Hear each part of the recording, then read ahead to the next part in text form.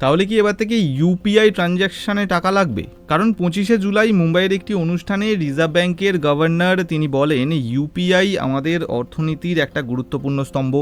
এখন সরকার ভর্তুকি দিয়ে এটি বিনামূল্যে রাখছে, তাই ইউপিআই এত ভালো পারফর্ম করছে। তবে এটা আরও সহজলভ্য এবং টেকসই করতে হলে এর খরচ কাউকে না কাউকে তো তুলতেই হবে।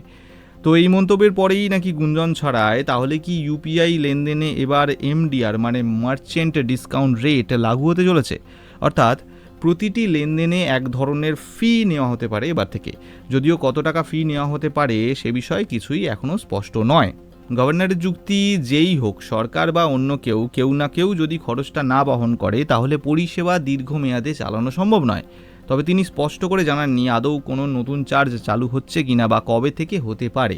রিজার্ভ ব্যাংকের তথ্য অনুযায়ী শুধুমাত্র জুন মাসেই ইউপিআই এর মাধ্যমে হয়েছে 1840 কোটি লেনদেন, যা গত বছরের তুলনায় 32% বেশি। অর্থনীতিবিদদের একাংশের ধারণা, ভবিষ্যতে সরকার ইউপিআই লেনদেনে এমডিআর নামক চার্জ চালু করতে পারে, যেমনটা এখন ডেবিট বা ক্রেডিট কার্ডের ক্ষেত্রে হয়, যেখানে ব্যবসায়ীরা 1% থেকে 3% ফি দিয়ে থাকেন।